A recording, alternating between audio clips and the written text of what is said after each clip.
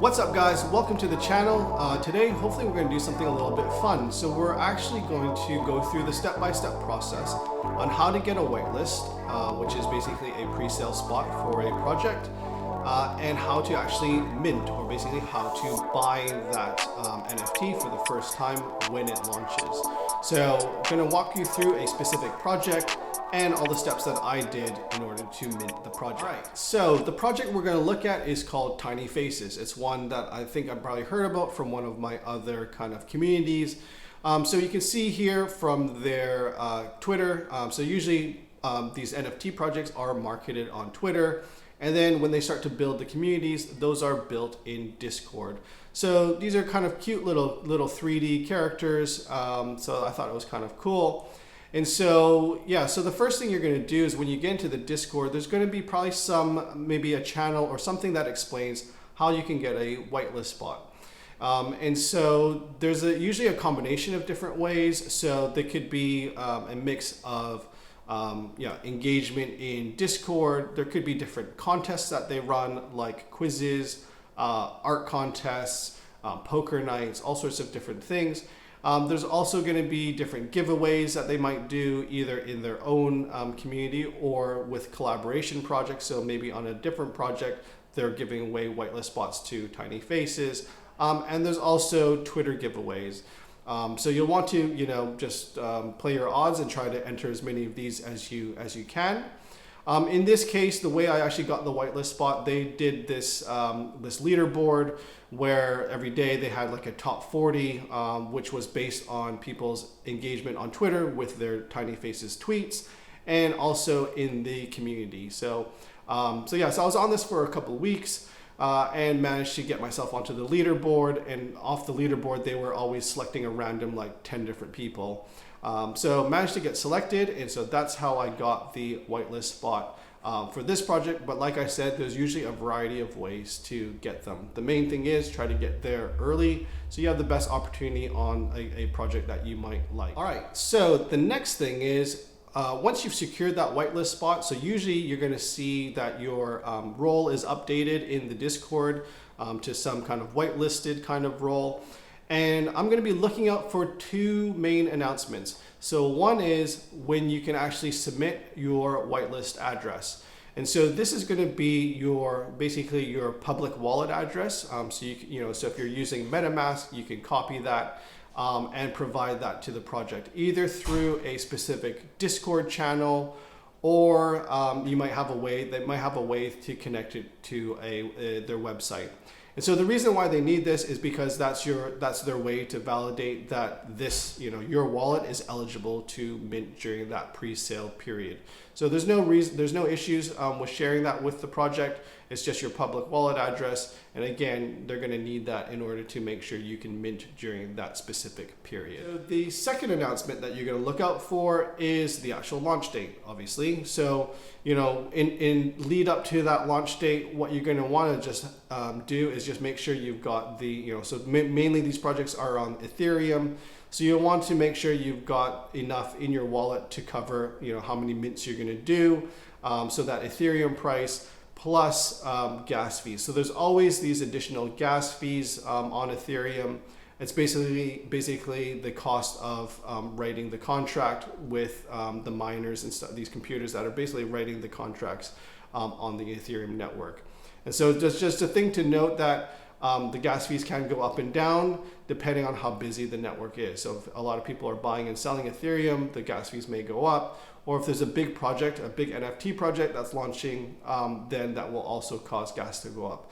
And I'm saying gas can shoot up significantly at times where you're paying hundreds of dollars in gas. And it's like, that's money that you will not see. Like, it's just like tax basically. So that's just something to note about gas fees and how much you need to make sure you have in your wallet in prep for that. So I'd usually have maybe another extra 0.05-ish just to cover yourself in your wallet on top of the actual cost of the mint. All right, so now it's the actual mint time. So now you've entered the pre-sale window. And so like I was saying about gas, the benefit to being on the pre-sale list is usually they give you some window between a few hours to maybe 12 to 24 hours to mint your pre-sale spot. And so that gives you some flexibility to try to find an optimal time when gas is actually lower. So that's one of the key benefits to getting on these whitelists compared to when it goes to public sale, in which case you'll hear the term called gas war, where everybody's trying to mint at the same time on a popular project, and gas fees will shoot up. So that's just another good reason to try to get on these pre-sale spots. And so with a pre-sale spot or whitelist spot, it does not mean you're not obligated in any way to actually mint the NFT. Entirely up to you. And so like from an investor point of view, one of the things I would say is if the project doesn't sell out in that first kind of like day or two, when they're open to both pre-sale and public sale, then oftentimes that NFT, unfortunately, unless you hold it for a while, is not going to go up in value. That is just kind of like the way these things work. And so usually I'm looking for some trends, some early indicators that this is going to end up being a project that a lot of people like that is going to sell out. Okay, so I'm either looking at the number of people, the number of mints that are happening. And then the other thing is you can then also go into OpenC, which is the secondary market. So of the people who have minted, some might be trying to then flip it for a profit. So you can start to see if there's a lot of demand of people who didn't get a pre-sale spot that are then buying it up on OpenC. So I'm using those two as kind of like a gauge. And so oftentimes I'm not necessarily rushing in right when the pre-sale window opens. I may be waiting and observing to see how that goes. And so in the case of Tiny Faces, just to show you guys an example, I'm not necessarily taking my own advice. Usually I'd wait till there's more, more minted out. Because in this case, they had 2,000 people on the whitelist and you could mint up to 2. So potentially their entire like 4,000 supply could have been minted by people on the whitelist. But there was only, I can't remember exactly how many, but there was like a few hundred as I kind of kept checking back. So it's not necessarily one that I would have minted, but for the YouTube channel, I did go ahead and mint. So the process to do that is to, make sure you're only following links that they provide in their Discord. So those are going to be the official links. So in this case, there's a link to their minting site. And once you go on there, you'll connect your wallet to the website. That way it validates you again. And then you can go ahead and mint. So again, you'll see the gas fees that are associated with that transaction. But yeah, so that's basically, your MetaMask will always prompt you even after you click the mint button. So you still have an option to reject it or approve it. So once you approve it, it will kind of, usually take something like 20-30 seconds on a typical transaction to go through.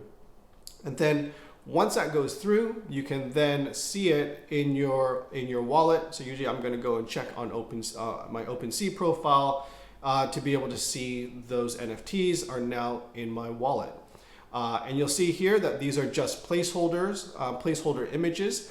And that's because typically these projects don't reveal the artwork or the character or whatever that you've gotten right away. They will usually wait till they've kind of closed the sale period and then wait like 48 hours, and then you'll get a reveal period. And that's when you're going to get your NFT. So that's probably a topic for another video. But yeah, hopefully this helps you guys out to mint your first project. So again, you're trying to get a whitelist, you're going to have to submit your wallet, you're looking out for that launch announcement, and then you can go ahead and mint. So yeah, so hopefully that helps you guys. I'd love to hear what project was your first mint in the comments. So yeah, so look forward to hearing from you guys and see you guys next time.